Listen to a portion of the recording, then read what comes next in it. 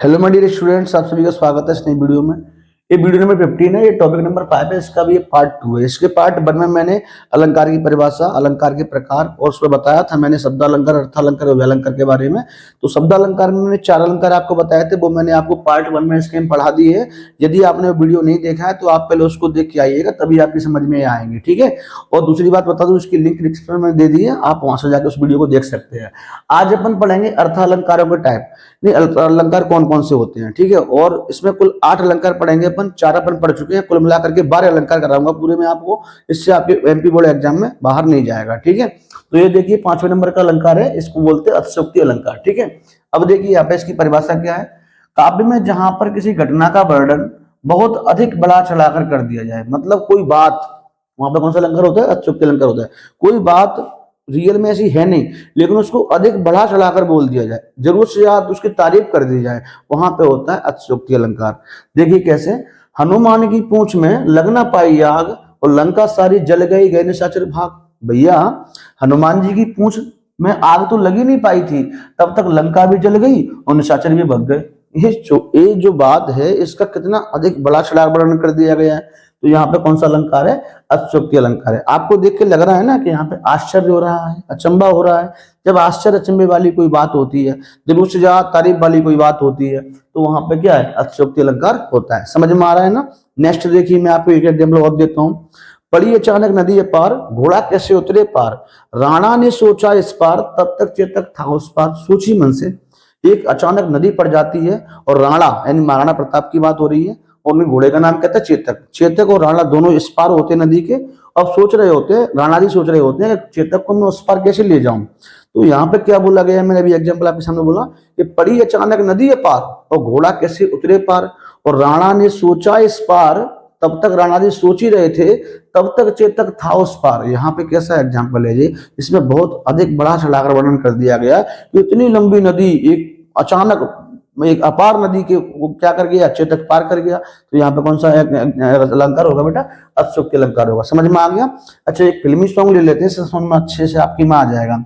छुप गए सारे नजारे, ओए क्या बात हो गई, और तूने काजल लगाया, दिन में रात हो गई। यहाँ पे कैसा है, मतलब कोई लड़की इतनी खूबसूरत है कि उसके काजल लगाने से ही दिन में रात हो जाती है। भैया, सोचने वाली बात है। ऐसा मैंने तो कोई लड़की देखी नहीं, तुमने देखी हो तो बता देना मेरे को, ठीक है। तो यहाँ पे क्या हो रहा है, उसकी जरूरत से ज्यादा तारीफ कर दी गई है, सोचने में ही लग रहा है भैया अचंभे वाली बात है, ऐसे कैसे हो सकता है। तो यहाँ पे कौन सा अलंकार है? अतिशयोक्ति अलंकार है। फिल्मों में तो आपने ढेर सारे सुने होंगे, एक और आपको सुना देता हूँ। तू धरती पे चाहे जहां भी रहेगी, तुझे तेरी खुशबू से पहचान लूंगा। मतलब लड़का लड़की से कह रहा है कि धरती पे तू कहीं भी रहे, तेरी खुशबू से तेरे को पहचान लूंगा। ऐसा हो सकता है? हमें 2 मीटर दूर तक खुशबू नहीं आती किसी लड़की की, और उसको धरती पे कहीं भी खुशबू आ जाएगी। कितनी अचंभे वाली बात है यार, कितनी सोचने वाली बात है। तो यहाँ पे कौन सा अलंकार है? अतिशयोक्ति अलंकार। यानी जब भी आपको अचंबा लगे, ठीक है, समझ गए मेरी बात। अतिशयोक्ति अलंकार क्या होता है? मतलब कोई भी बात को बहुत अधिक बढ़ा चढ़ाकर कह दिया जाए, तो वहां पर कौन सा अलंकार होता है? अतिशयोक्ति अलंकार होता है, ठीक है। बात करते हैं अन्योक्ति अलंकार क्या होता है। तो यहाँ पे क्या है, काव्य में जहां पर किसी दूसरे को आधार मानकर कोई बात कही जाए, तो वहां पर कौन सा होता है? अन्योक्ति अलंकार होता है। कैसे? मान लो कि आपके सामने 2 लड़के खड़े हैं, एक लड़का काला है, एक लड़का गोरा है। अब आप गोरे लड़के से कह रहे हैं, ओए शकल देख अपनी काली है। अच्छा, काली आपने बोला, गोरे को बुरा तो नहीं लगेगा क्योंकि वो काला है ही नहीं। बुरा किसे लगेगा? उसको बुरा लगेगा जो काला है। समझ गए ना मेरी बात? तो यहाँ पे हमने कोई बात कही है इस वाले बंदे से, बुरी किसको लगी है? उसको। तो आधार माने किसको कही है? उसको हमने आधार माना है, और बात हमने इससे कह डाली है। तो जब किसी और को आधार मानकर कोई बात किसी और से कही जाए, तो वहां पर कौन सा अलंकार होता है? अन्योक्ति अलंकार होता है। एग्जाम्पल देखिए, माली आवत देख कर कलियन करी पुकार, और फूले फूले चुन लिए काल हमारी बार। जैसे माली बाग जो है माली का, उसमें एंटर करता है, तो कलियां कलियां क्या है? जो ये फूली बनी है, अभी कली है वो, तो कलियां क्या करती है? पुकार करती है। पुकार का मतलब यहाँ चिल्लाने से है, कलियां रोने लगती हैं, क्या ना। फिर क्या कहती है? फूले फूले चुन लिए, यानी कि अभी जो फूल है उनको चुन ले गया है माली, तोड़ के ले गया है, कल हमारी बारी है। तो ये जो यहाँ पे कौन कह रहा है? कलियां कह रही हैं। तो यहाँ कलियों का मतलब जो नौजवान युवा है उनसे है, यानी कि जो बड़े बूढ़े हैं उनका सम्मान करिए, क्योंकि आज आप उनको बड़े बूढ़े समझ रहे हैं, कल आप भी बड़े बूढ़े होने वाले हैं, ठीक है। तो अभी उनको जो माली का मतलब यहाँ किससे है? यमदूत से, क्योंकि अभी यमदूत उनको लेने के लिए आया, क्योंकि उनकी उम्र हो चुकी है, कल आपकी भी बारी आने वाली है। ठीक है, तो ये सांसारिक जीवन से रिलेटिव एग्जाम्पल है। ठीक है, यहाँ पे क्या है, ये बात फूल माली कलियों में कुछ नहीं है, इसमें इस बात को बोला गया हम तुम लोगों, संसार के लोगों के लिए बोला गया है। तो यहाँ पे आधार हम तुम लोगों को माना गया है और बात फूलों माली कलियाओं से बोल दी गई है। तो यहाँ पे कौन सा अलंकार होगा बेटा? अन्योक्ति अलंकार होगा। ठीक है, दोनों अलंकार समझ में आपकी में आ गए होंगे। अब बढ़ते हैं अपन तीसरे अलंकार की ओर, यानी देखिए स्टूडेंट्स, यहाँ पे लिखा संदेह अलंकार, यहाँ पे लिखा है भ्रांतिमय अलंकार। दोनों में बहुत बड़ा कंफ्यूजन होता है, इस कंफ्यूजन को आज दूर करेंगे। देखिए संदेह अलंकार को समझिए पहले।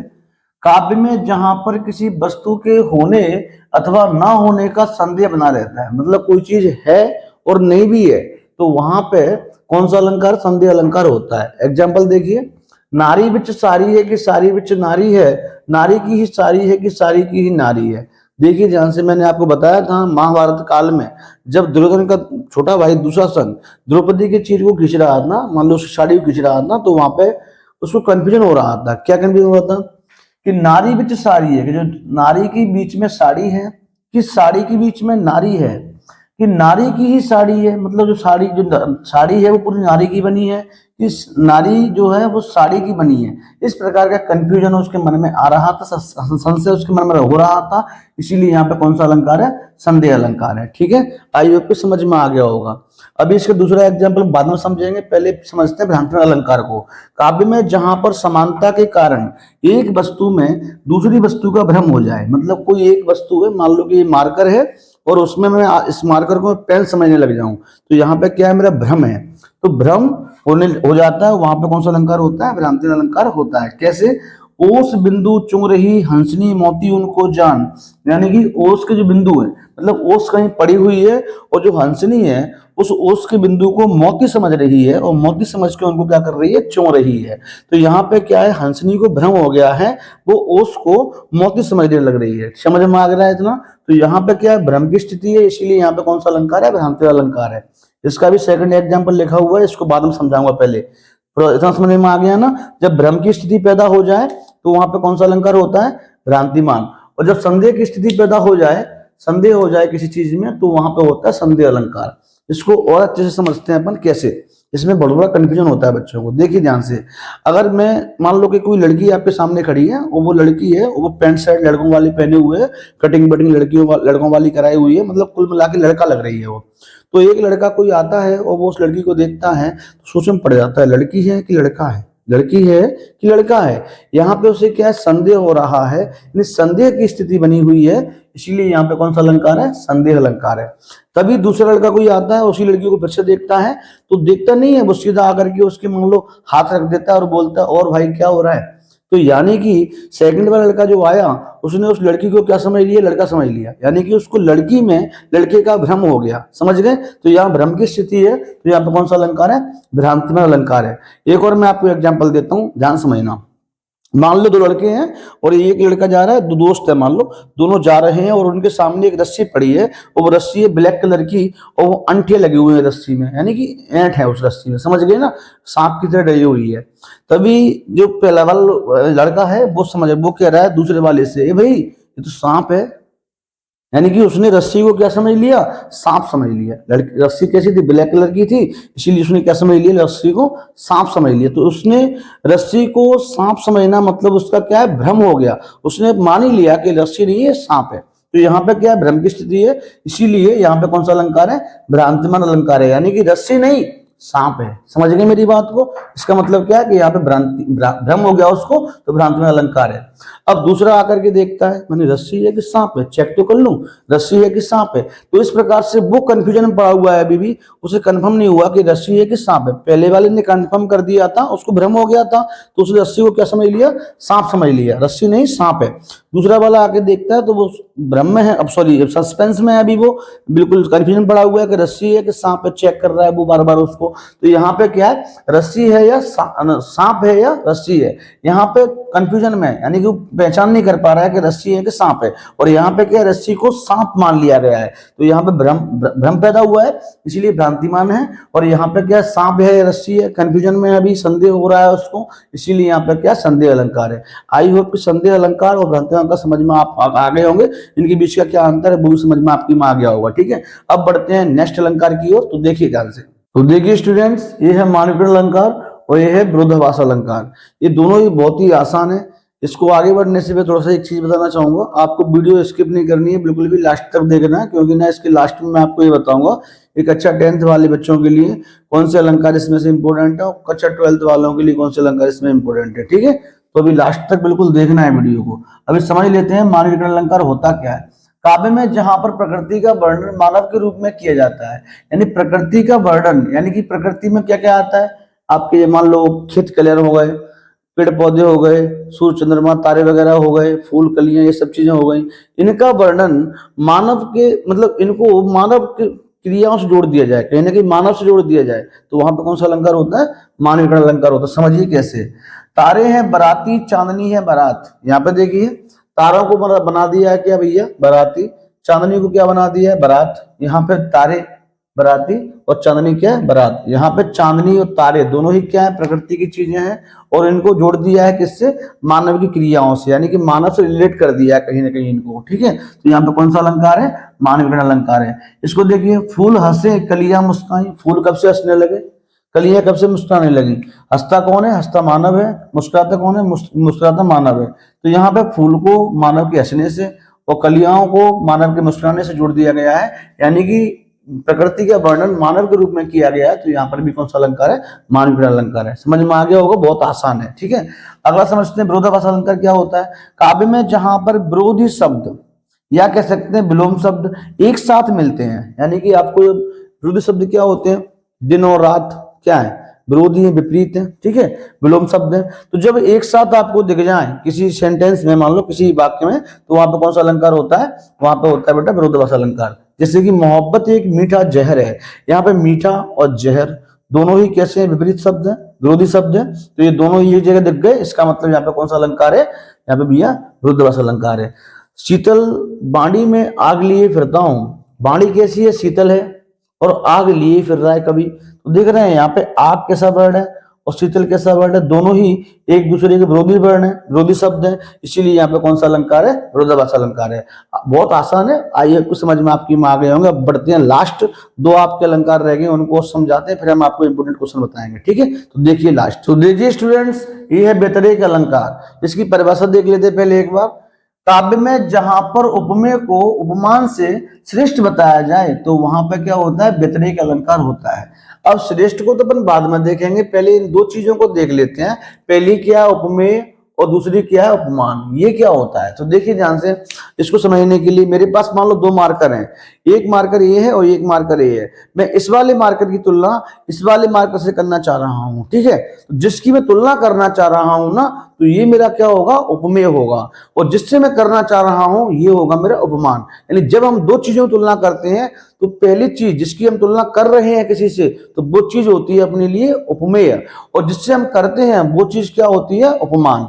देखिए एग्जाम्पल से, राधा मुख चंद्रसा। यहाँ पर राधा जी के मुख की तुलना किससे कर रहे हैं, चंद्रमा से कर रहे हैं। तो राधा का जी का जो मुख है वो कैसा है, चंद्रमा के समान है। कहते हैं मतरंग, ऐसा बहुत से लोग कहते हैं कि राधा जी का जो मुख है वो चंद्रमा के कैसा है, समान है। तो राधा जी यहाँ पे कौन हुई, राधा जी का मुख यहाँ पे क्या हुआ, उपमेय हुआ, और जिससे हम तुलना कर रहे हैं यानी चंद्रमा कौन हुआ, उपमान हुआ। ठीक है, समझ में आ गया होगा। राधा जी की तुलना कर रहे हैं चंद्रमा से, जिसकी तुलना कर रहे हैं राधा जी का मुख जो है वो उपमेय होगा, और जिससे कर रहे हैं चंद्रमा से, चंद्रमा यहाँ पे क्या होगा, उपमान होगा। ऐसा बहुत से लोग कहते हैं। अब थोड़ा सा ये तो हो गया, समानता तुलना हो गई इनकी। अब देखिए श्रेष्ठ कैसे बताया गया। राधा जी के मुख की तुलना तो कर दी, लेकिन श्रेष्ठ कैसे है वो देखिए। तो निष्कलंक क्या हुआ सदा, राधा जी का जो मुख है वो कैसा है, निष्कलंक है, उसमें प्रकट कलंक, जबकि चंद्रमा जो है उसमें कलंक है। तो कहने का मतलब क्या हुआ कि जब हम कोई चीज की तुलना कर रहे हैं, तुलना करते वक्त जो उपमेय है यानी कि राधा जी का जो मुख है उसको चंद्रमा से भी श्रेष्ठ बताया गया है। कैसे बताया गया है? क्योंकि राधा जी का मुख कैसा है? निष्कलंक है, जबकि चंद्रमा का मुख कैसा है? कलंक है। उसके मुख पे क्या है? कलंक लगा हुआ है। समझ गए मेरी बात? तो अब देखिए, अब आपका लास्ट रह गया है सांग रूपक अलंकार, उसको और समझते हैं। तो देखिए ध्यान से। तो देखिए स्टूडेंट्स, यहाँ पे लिखा है रूपक अलंकार, यहाँ लिखा है सांग रूपक अलंकार। आपको सिलेबस में सांग रूपक अलंकार ही है, आपको सांग रूपक अलंकार ही याद करना है। रूपक अलंकार तो सिर्फ हम इसको समझने के लिए पढ़ रहे हैं, समझिए। आप इसको थोड़ा समझ लेंगे तो इससे इसको समझने में बहुत आसानी हो जाएगी। समझिए रूपक अलंकार क्या होता है? जहां उपमेय और उपमान को एक रूप में मान लिया जाता है वहां रूपक अलंकार होता है। कैसे? दो चीजों को एक रूप मान लिया जाए, यानी कि दो चीजों को एक मान लिया जाए। कैसे? मुख जो है वो कमल है, मुख कमल है का मतलब क्या है? मुख को ही कमल मान लिया गया है। यहां देखिए, चरण कमल बंदो हर राई, यानी कि हरि की जो चरण है, हरि यानी भगवान के चरण है वो क्या है? कमल है। कमल के समान नहीं है, कमल ही है, यानी कि चरण जो है उन्हें क्या मान लिया गया है? कमल मान लिया गया है। समझ में आ गया? तो जब दो चीजों को एक मान लेते हैं तो वहां पे कौन सा अलंकार होता है? रूपक अलंकार होता है। अब इस रूपक अलंकार का एक विस्तारित रूप में आपको समझाता हूं सांग रूपक में, यानी कि इसका विस्तार हो जाएगा। ठीक है, यहाँ पे जो है रूपक अलंकार में एक ही बार ऐसा कार्य हो रहा है, यानी कि एक अंग पर आरोपित है, एक अंग दूसरे अंग पर क्या है? आरोपित है। समझ गए? यहाँ पे एक एक अंग को आरोपित किया गया है सिर्फ एक बार। ठीक है, इसमें क्या होगा? इसमें ऐसा कार्य बार बार होगा, इसमें ऐसा कार्य क्या होगा? बार बार होगा। यानी कि रूपक अलंकार, यहाँ रूपक अलंकार का मतलब क्या है? एक अंग को दूसरे अंग पे आरोपित करना। और यहाँ पे क्या होगा? यहाँ पे कई अंगों पर क्या होंगे? आरोपित होंगे। थोड़ा सा एग्जाम्पल से समझ में आ जाएगा आप लोगों की। परिभाषा पढ़ लीजिए पहले। क्या है? जहां उपमेय के सभी अंगों पर उपमान के सभी अंगों का आरोप हो। यहाँ पे सभी अंगों का सभी अंगों पर आरोप होता है, और यहाँ एक अंग का एक अंग पर आरोप है। आरोप का मतलब होता है एक के ऊपर एक चीज को रख देना, यानी कि दो चीजों को एक मान लेना। ठीक है, तो यहाँ पे क्या है? सभी अंगों का आरोप जो है सभी अंगों पर लगा देना, वहां पे क्या होता है? सांग रूपक अलंकार होता है। समझिए कैसे, इस एग्जाम्पल को समझ लीजिए, आपके समझ में बढ़िया से आ जाएगा। उदित उदयगिरि मंच पर, यानी कि उदयगिरि माने होता है उद्यांचल पर्वत। तो यहाँ पे क्या है? मंच। यहाँ पे उदयगिरि पर्वत पर मंच का आरोप है। ठीक है, कैसे? देखिए, यहाँ पे उदयगिरि पर्वत जो है वो मंच जो है उदयगिरि पर्वत के समान है। मंच जो है उदयगिरि पर्वत के समान है, यानी कि उद्यांचल पर्वत के समान है। तो देखिए, और रघुवर बाल पतंग, और जो रघुवर हैं भगवान श्री राम हैं वो कैसे हैं? सूर्यदेव के समान है। ये बात है उस समय की जब सीता का स्वयंवर हो रहा था, उस समय की। तो जब भगवान राम मंच पर हैं तो उनका जो मंच है तो वो कैसा लग रहा है? उद्यांचल पर्वत के समान लग रहा है। और जो भगवान राम हैं वो कैसे लग रहे हैं? बाल पतंग का मतलब होता है सूर्यदेव जी से, तो वो भगवान राम जो हैं वो सूर्यदेव के समान लग रहे हैं। यानी कि इनको इन पर आरोपित किया गया है, या कह सकते हैं इसको और इसको एक ही मान लिया गया है। भगवान राम और सूर्यदेव को एक मान लिया गया है, या उदयगिरि को और मंच को एक मान लिया गया है। समझ में आ गया इतना? अब समझिए थोड़ा सा और आगे। विकसे संत सरोज सब, हर्षे लोचन भृंग। यहाँ पे देखिए, थोड़ा समझिए इस पूरे को एक बार फिर से, है ना। देखो, बाल पतंग जो है यानी कि सूर्यदेव जी जो हैं वो उदित होते हैं किस पर? उद्यांचल पर्वत पर। तो जिस प्रकार से सूर्यदेव उदित होते हैं उद्यांचल पर्वत पर, ठीक उसी प्रकार से रघुवर जी जो है उदित हो रहे हैं मंच पर। यानी कि उदयगिरि पर्वत जो है वो मंच के समान है ना। मंच है वो उदयगिरि पर्वत है, और यहाँ पे जो सूर्यदेव हैं वो क्या है? रघुवर, यानी कि भगवान श्री राम की तुलना, भगवान श्री राम मान लिया गया है सूर्य को। जिस प्रकार से सूर्य जो है वो उदित होते हैं उद्यांचल पर्वत पर सुबह सुबह, ठीक उसी प्रकार से रघुवर जी जो है, श्री राम जी जो हैं वो मंच पर आए हैं। समझ गए? मंच पर आने का मतलब वो उदित हो रहे हैं, ऐसा लग रहा है मान लो सूर्य उदय हो रहा हो उदयगिरि पर्वत पर, ऐसा लग रहा है जब भगवान श्री राम मंच पर पहुंचे हैं तब। ठीक है, आगे देखिए। विकसे संत सरोज सब, तो विकसे का मतलब होता है खिलना, और संत माने समझ ही रहे होंगे आप, सरोज माने होता है कमल। तो संत को कमल मान लिया गया है। कैसे? जिस प्रकार से जो कमल है वो क्या होता है? खिलता है। विकसे संत सरोज सब, यानी कि सरोज जो है यानी कमल जो खिलता है, ठीक उसी प्रकार संत जो है वो सभी संत क्या हो रहे हैं? खिल गए हैं। किसको देख करके? भगवान राम को देख करके। और हर्षे लोचन भृंग, भृंग माने होता है भौरा। जिस प्रकार से कमल खिलता है तो भौरा क्या होता है? खुशी के बारे नाचने लगता है, यानी उसके मन में बहुत ज्यादा खुशी होती है। ठीक उसी प्रकार से हर्षे लोचन माने होता है नयन, तो उसी प्रकार संतों के जो नयन है उनमें क्या हो रही है? भौरे की जिस प्रकार से भौरा खुश होता है, ठीक उसी प्रकार से उनकी आंखों में भी खुशी दिखाई दे रही है।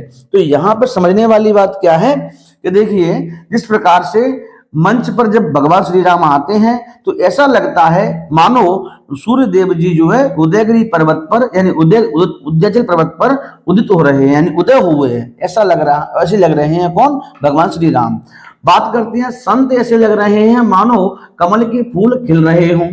संत इतने खुश हो गए संत के ना, ऐसा लग रहा है मानो कमल के फूल खिल गए हों। और उनकी जो आंखों में खुशी ऐसी दिखाई दे रही है जैसे कि भौरे भौरे की मन में दिखाई देती है, यानी भौरे जब खुशी के मारे खुद नाचने लगते हैं ना, ठीक है, ऐसे ही इतने खुश हो गए हैं वो, उनके नयन जैसे भौरे खुश होते हैं। समझ गए मेरी बात? अब देखिए यहाँ पे क्या हो रहा है, उदयगिरी को मान लिया गया है मंच, रघुवर को मान लिया गया है सूर्यदेव, संत को मान लिया गया है कमल, और लोचन या नयन को मान लिया गया है भौरा। यहाँ पे बार बार एक एक अंग, यानी कि सभी अंग, एक यहाँ पे एक अंग हो गया, एक अंग का एक अंग पर आरोप, दूसरे अंग का दूसरे अंग पर आरोप, तीसरे अंग का तीसरे अंग का तीसरे अंग पर आरोप, और चौथे का चौथे अंग पर आरोप। यहाँ बार बार एक एक अंग, यानी सभी अंगों का क्या लगाया जा रहा है? दूसरे पर आरोप लगाया जा रहा है, यानी रूपक अलंकार यहाँ बार बार आ रहा है। तो यहाँ पे कौन सा अलंकार होगा? सांगरूपक अलंकार होगा। आई होप कि आपकी समझ में आ गया होगा। अब मैं आपको बताने वाला हूँ इंपोर्टेंट क्वेश्चन कौन से है फॉर क्लास 10th के लिए और important question for class 12th के लिए। ठीक है, देखिए कौन कौन से इंपोर्टेंट क्वेश्चन है। तो देखिए स्टूडेंट्स, अब मैं आपको बताने जा रहा हूँ ऐसे कौन से अलंकार इसमें से ऐसे हैं जो क्लास 10th के लिए इंपोर्टेंट है, और ऐसे कौन से जो क्लास 12th के लिए इंपोर्टेंट है। ठीक है, अगर हम बात करें, पहले मैंने आपको इतना ये 12 अलंकार कुल मिला के कराए हैं। इससे पहले मैंने आपको अलंकार की परिभाषा और अलंकार के प्रकार, शब्द अलंकार, अर्थालंकार और व्यालंकार, ये तो सभी बच्चों को याद करने हैं, चाहे 10th का हो चाहे 12th का हो। इसके अलावा जो अलंकार हैं उनमें से अपन कम कर सकते हैं। तो ऊपर के 3 आप देख रहे हैं, ये वाला फर्स्ट, सेकंड एंड थर्ड, यानी कि अनुप्रास, यमक और श्लेष। इन अलंकारों को न 10th का स्टूडेंट याद करे न 12th का स्टूडेंट याद करे, नहीं भी करेंगे तब भी काम चलेगा। ठीक है, अब बात करते हैं नीचे के तीनों की, चारों की। पुनरुक्ति, प्रकाश, अतिशयोक्ति, अन्योक्ति, मानवीकरण। ये जो 4 अलंकार हैं वो क्लास 10th के लिए बहुत ज्यादा इंपॉर्टेंट है, यानी क्लास 10th में कोई स्टूडेंट है वो सिर्फ इनको याद करके जाए, इनमें से कोई ना कोई अलंकार आपको पेपर में मिल जाएगा। ठीक है, यदि आप क्लास 12th के स्टूडेंट हैं तो आपको ये 5 करने पड़ेंगे। 5 कौन से हैं? संदेह अलंकार, भ्रांतिमान, विरोधाभास, व्यतिरेक और सांगरूपक। ये क्लास 12th के लिए बहुत ज्यादा इंपॉर्टेंट है। ठीक है, तो देखिए नॉलेज के लिए आप पूरा याद कर सकते हैं, बाद बाकी यदि आपको इंपॉर्टेंट सिर्फ चाहिए पेपर के लिए तो आप इनको याद करें। मैंने बताया वैसे 10th वाले सिर्फ इन 4 को याद करें, 12th वाले सिर्फ इन 5 को याद करें। इसमें से कोई ना कोई अलंकार आपको मिल जाएगा, इनसे बाहर नहीं जाएगा, इतना मैं कह रहा हूँ। ठीक है, फिर भी यदि आपको कोई डाउट है, देखिए अलंकार टॉपिक मैंने पूरा खत्म कर दिया है। इसके बाद मैं छंद शुरू करूंगा।